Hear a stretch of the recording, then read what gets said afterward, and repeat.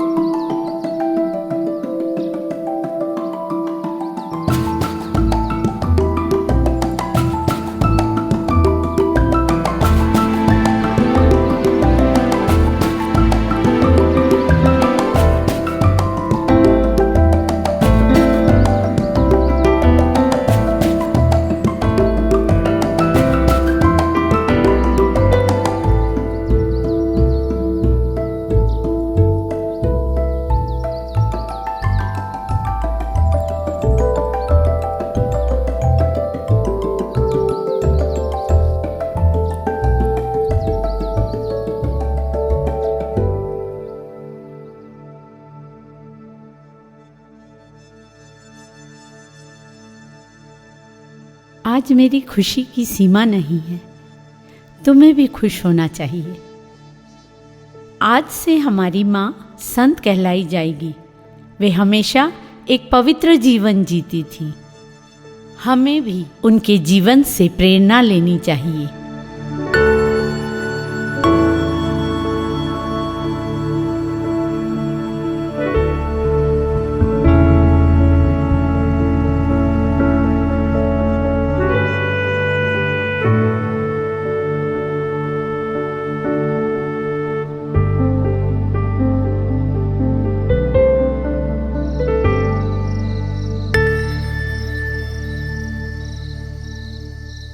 मम्मा, मैं बहुत खुश होती यदि हम सचमुच निर्धन होते। हाँ हाँ, हम हैं। तुम्हें क्या हो गया है कैथरीन? पागलों के जैसे बात करती हो। ओ मम्मा, मैं सचमुच पागल होना चाहती हूँ। हेनरी, जल्दी आओ। कैथरीन अजीब तरह से बात कर रही है। मुझे कुछ समझ में नहीं आ रहा। मम्मा, मैं कुछ और ही सोच रही थी। और क्या कहना चाहती हो? मुझे मूर्ख मत बनाओ कैथरीन। छोड़ो इसे। पापा, क्या आप सुनना चाहते हैं आज मैंने चर्च में क्या सुना?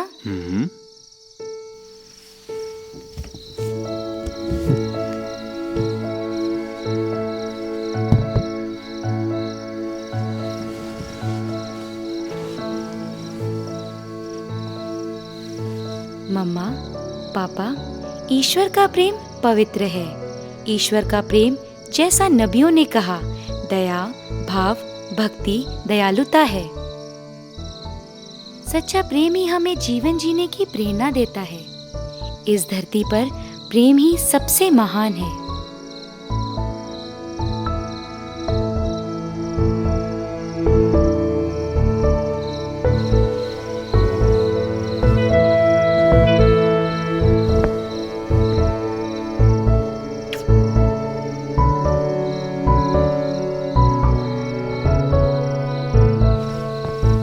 मम्मा, मैं कुछ और भी कहना चाहती हूँ। और क्या कहना चाहती हो बेटी? पापा, मैं एक ऐसा जीवन जीना चाहती हूँ जहाँ मैं सदा आज्ञाकारी बनी रहूँ। बेटी, माता पिता की सेवा करना ही सबसे बड़ी आज्ञाकारिता है। पापा, ऐसा नहीं है।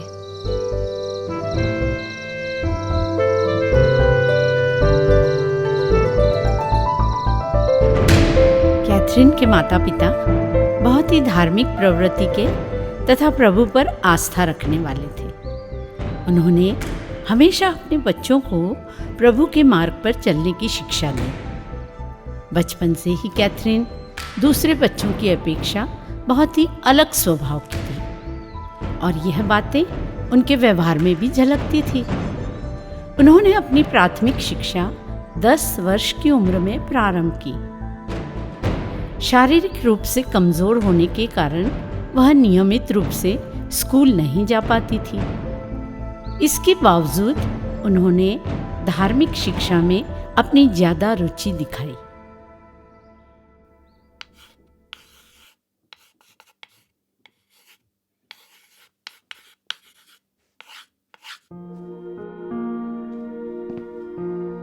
यह थोड़ा कठिन विषय है। अब इसे समझने के लिए हमें ये जानना जरूरी है कि ईश्वर कौन है, ईश्वर कहाँ है। क्या आप लोग ईश्वर में विश्वास रखते हो? हाँ। ईश्वर कहाँ है? मैम, ईश्वर चर्च में है। बैठ जाओ। और कोई? मैम, ईश्वर हमारे दिल में है और सभी जगह है। शाबाश कैथरीन, तुम्हें रोज स्कूल आना चाहिए। तुम मेरे सबसे अच्छी छात्राओं में से एक हो। क्या मैं अंदर आ सकती हूँ? डायना, तुम रोज क्लास में लेट क्यों आती हो?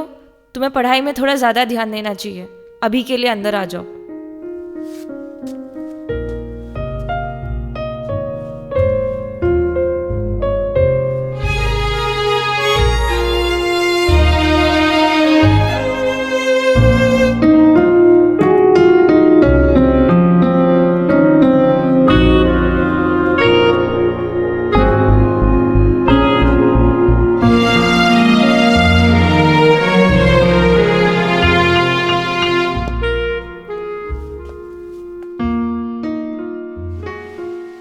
गुड मॉर्निंग डायना, कैसी हो? अच्छी हूँ।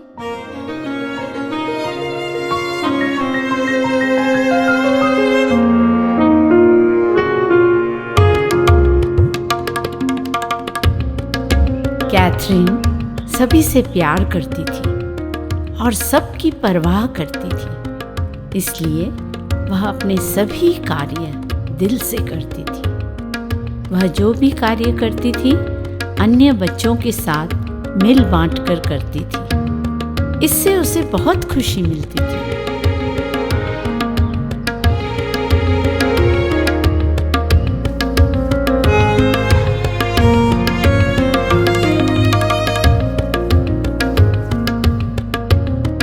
अपनी शिक्षा पूर्ण करने के बाद कैथरीन घर पर ही रहा करती थी। वह अपने परिवार के साथ खुशी से जीवन बिता रही थी। लेकिन 26 जनवरी 1842 का समय उनके जीवन का सबसे दुखद दिन रहा, जब उनके पिताजी का देहांत हो गया।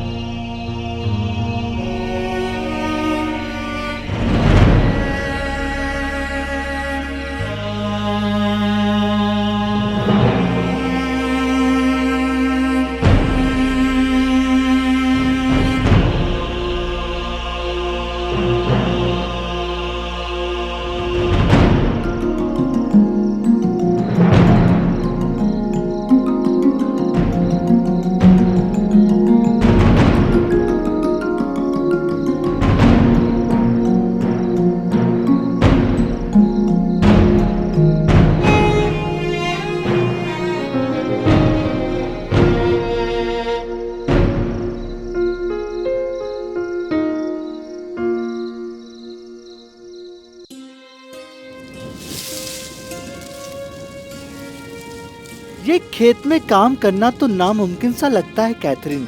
ये तुम काम कैसे कर लेती हो? मैं अपने परिवार के लिए कठिन से कठिन काम कर सकती हूँ और काम शुरू करने से पहले मैं प्रार्थना करती हूँ ताकि मुझे थकान महसूस ना हो।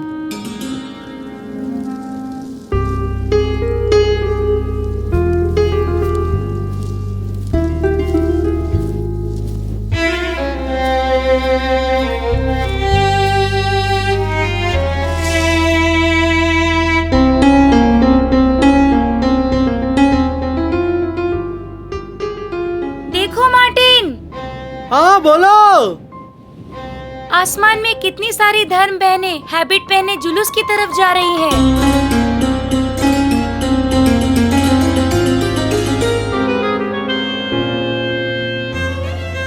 हे ईश्वर, इसका क्या मतलब है?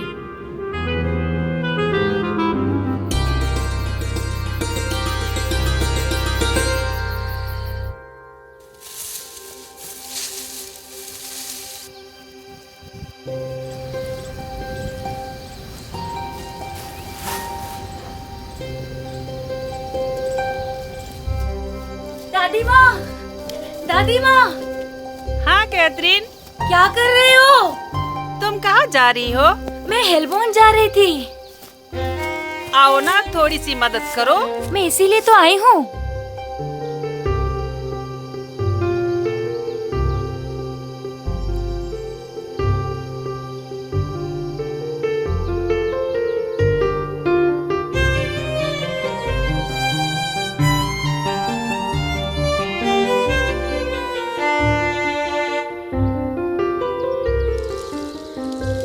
लाइए, मुझे दीजिए।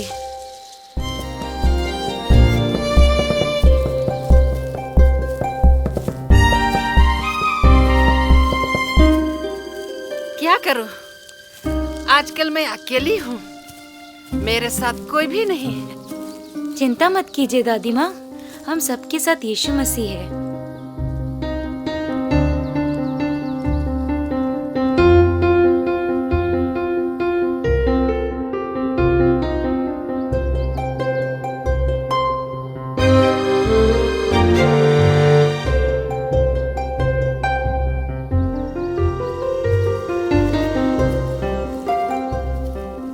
कैथरीन, क्या हम भी शामिल हो सकते हैं? हाँ,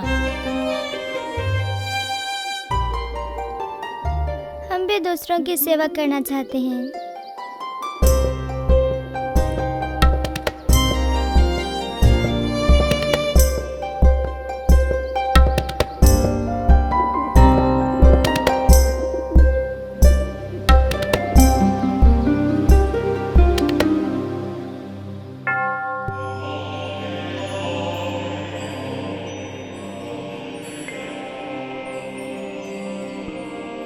सर्वशक्तिमान ईश्वर पिता, पुत्र और पवित्र आत्मा आपको आशीर्वाद प्रदान करे। फादर, मैं कुछ और भी कहना चाहती हूँ। बोलिए। मुझे कुछ समझ नहीं आ रहा है। मैंने कल एक दिव्य दृश्य देखा। मैंने देखा कि कुछ धर्म बहनें अपनी धार्मिक पोशाक पहने जुलूस में जा रही हैं। मैं इसका अर्थ नहीं समझ पा रही हूँ। कैथरीन, ऐसा लगता है कि आपको पवित्र आत्मा का वरदान मिला है। फादर, मेरी सिर्फ एक ही ख्वाहिश है, मैं गरीबों, बेसहारों और ज़रूरतमंदों की मदद करूं। आप आपके अंदर आत्मा की आवाज सुनिए, उसके अनुसार आगे बढ़िए।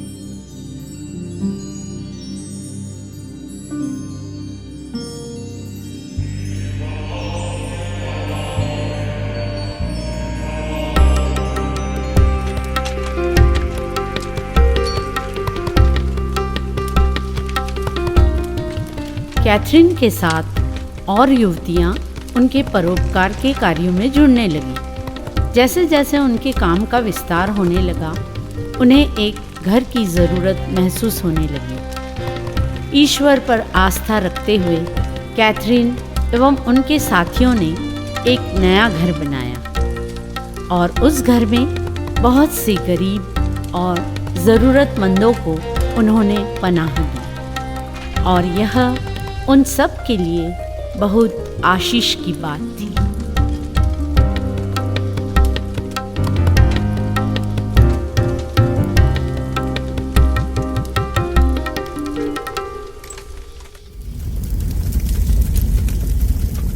वे प्रार्थना में समय बिताती थी। उनकी अभिलाषा थी कि वे धार्मिक सामाजिक जीवन जिए। उन्हें कलीसिया से अनुमति मिलना इतना आसान नहीं था। कैथरीन को अनुमति मांगने के लिए बहुत मेहनत करनी पड़ी। हमारी प्यारी माँ पर हमें गर्व होना चाहिए।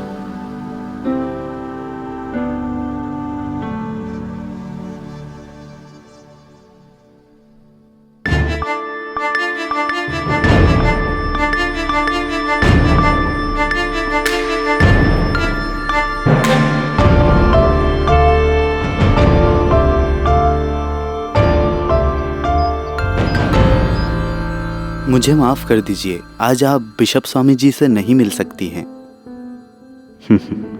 ये अच्छा होगा कि तुम ये सारे बचकाने से सपने छोड़ दो। फादर, मैंने सुन लिया। जो भी हो, आप इसे लेकर जाओ और प्रार्थना में अधिक समय व्यतीत करो। कैथरीन को अभी भी यह महसूस होता था कि उसे ईश्वर के कार्यों को अपने अधिकारियों से साझा करना चाहिए। ईश्वर का अनुग्रह उस पर हमेशा बना रहता था। धर्माध्यक्ष के द्वारा उनकी परीक्षा ली गई ताकि वे ईश्वर की इच्छा जान सके। अंत में उन्हें अनुमति दी गई कि वह धर्माध्यक्ष जोसेफ ब्लूम से मिल सके। जय यीशु स्वामी जी।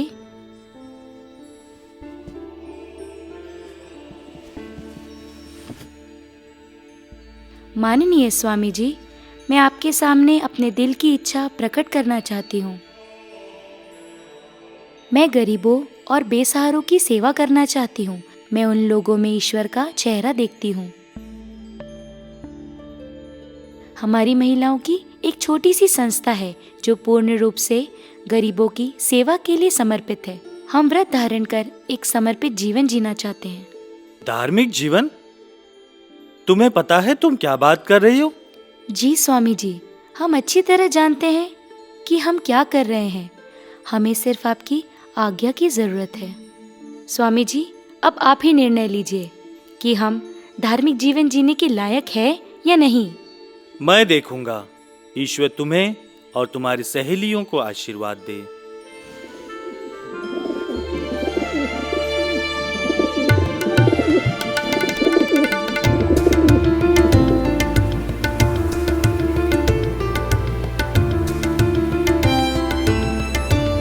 कुछ ही दिनों बाद धर्माध्यक्ष पीटर जोसेफ ब्लूम संस्कार देने के लिए मेटाम्बोर जा रहे थे। उसी समय उन्होंने निर्णय लिया कि वे कैथरीन के घर जाएंगे। धर्माध्यक्ष कैथरीन के कार्यों से बहुत प्रसन्न हुए, ये देखकर कि वे विरगस पल्ली में अपनी सेवाएं दे रही हैं।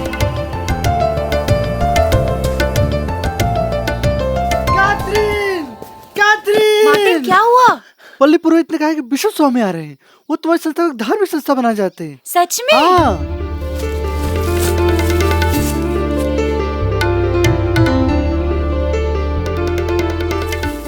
मार्टिन, जाओ और जल्दी जाके तैयारियां शुरू करो।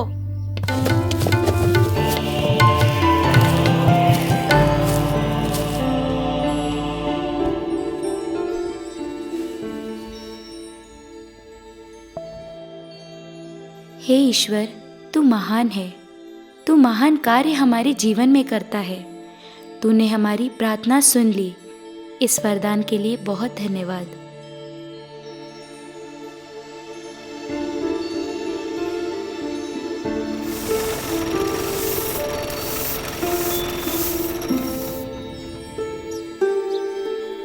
अगस्त 1851 का दिन उन सभी के लिए एक खुशनुमा दिन था। धर्माध्यक्ष ने उन्हें एलिजाबेथ धर्म बहन कहे जाने का प्रस्ताव दिया, परंतु कैथरीन ने उन्हें प्रभु यीशु की दीन दासी कहे जाने का आग्रह किया और उनका यह सपना साकार हुआ।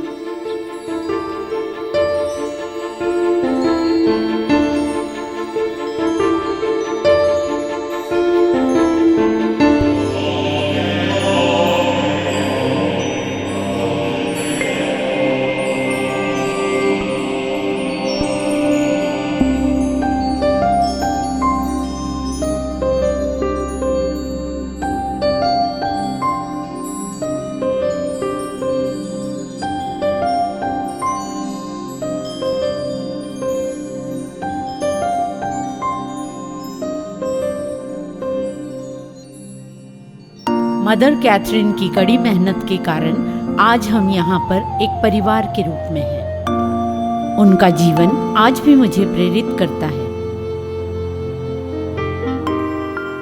मैं आपको बताना चाहूंगी कि वह सही समय पर संत घोषित की गई। संत पापा हमें भी आनंदमय संत बनने के लिए आमंत्रित करते हैं। संत कैथरीना कैस्पर आधुनिक युग के संतों के लिए एक उदाहरण है।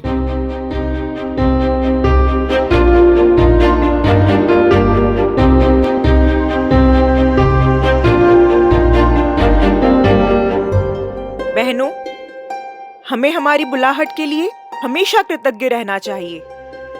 पवित्रता का जीवन जीने के लिए ही हमने जन्म लिया है। क्या तुम्हें मालूम है, हम सबको संत बनना है, लेकिन हमें अज्ञात संत बनकर रहना होगा, क्योंकि संत बनने के लिए तो बहुत ज्यादा धन की आवश्यकता होती है ना?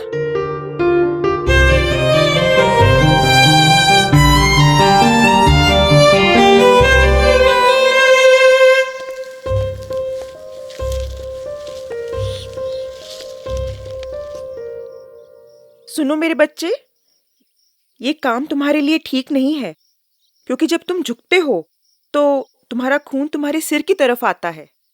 तो तुम कुछ ऐसा तरीका ढूंढो जिससे कि तुम्हें झुकना नहीं पड़े, ठीक है?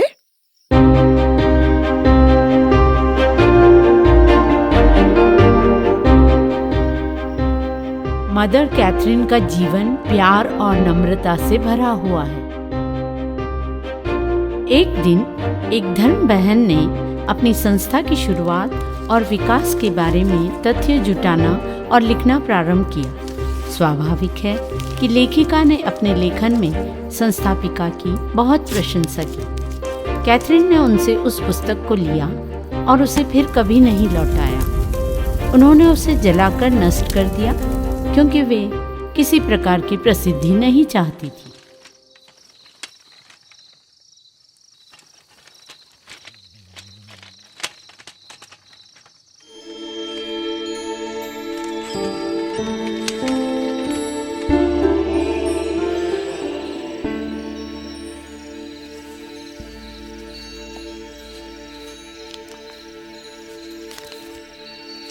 वह बिना बताए गरीब लोगों के लिए कुछ खाना और पैसा उनके घर के सामने रख दिया करती थी।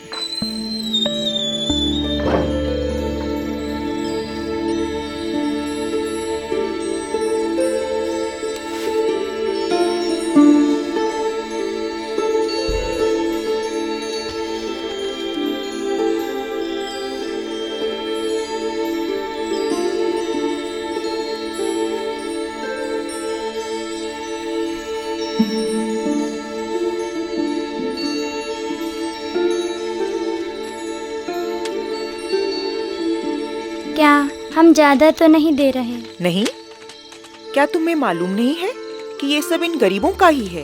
इस पर इन्हीं का हक है। परमेश्वर के चुने हुए लोगों के नेतृत्व में कैथरीन की संस्था प्रभु यीशु की दीन दासी का और भी विस्तार हुआ और वे मिलकर पिता परमेश्वर के कार्यों को करते रहे।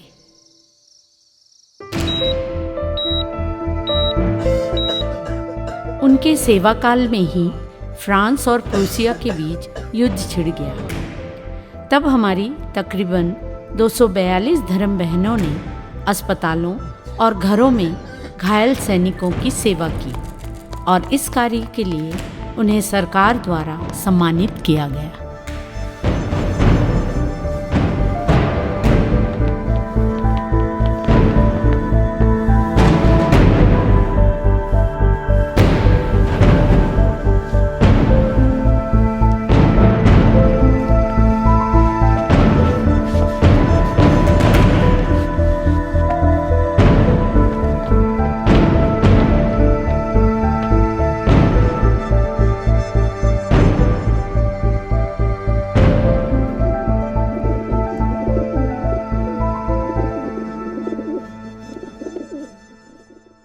हवा में उड़ते हुए डांडियन के बीज की तरह जो जहाँ भी गिरे एक नए पौधे को जन्म देता है।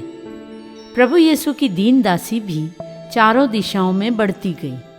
उनके कामों की हर जगह बहुत सराहना होती। कुछ वर्षों के बाद अन्य देशों और प्रांतों में भी उनके नाम से संस्थान शुरू किए गए। जब हमारी प्यारी माता प्रभु में सो गई, तब तक तकरीबन 200 कॉन्वेंट्स में 2000 धर्म बहनें उनके साथ जुड़ चुकी थी।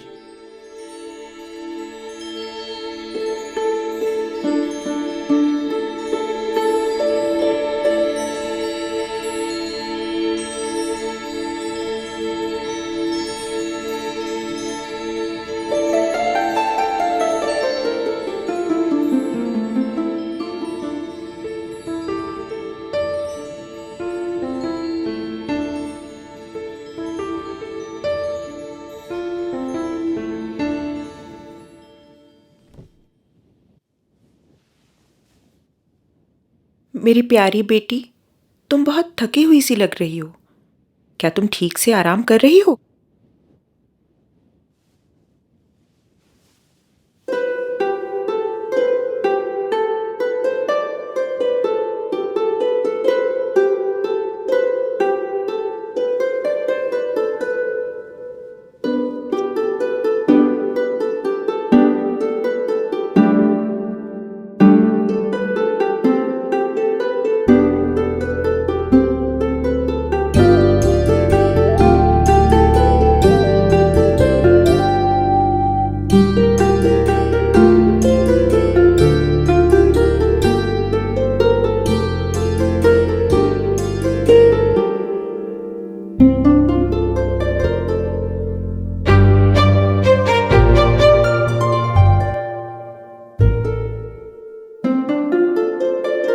प्रभु यीशु के मंदिर में समर्पण के दिन ही 1898 में माता कैथरीन की मृत्यु हुई।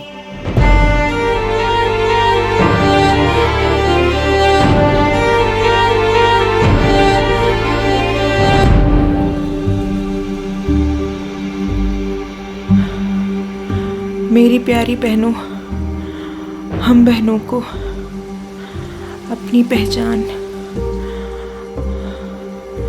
कपड़ों से नहीं,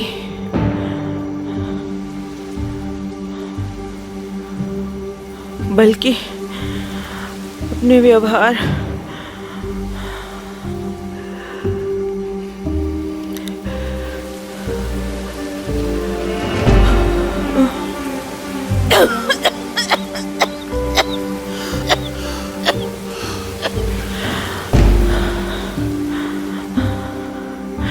सादगी भरे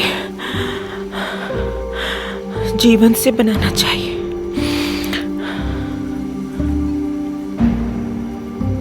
मेरे बच्चे बहुत अच्छे हैं।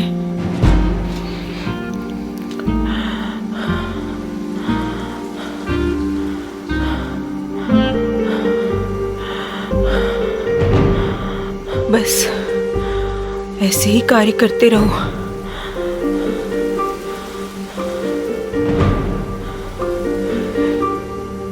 तुम अभी और अनंत काल तक ऐसे ही प्रसन्न रहोगे।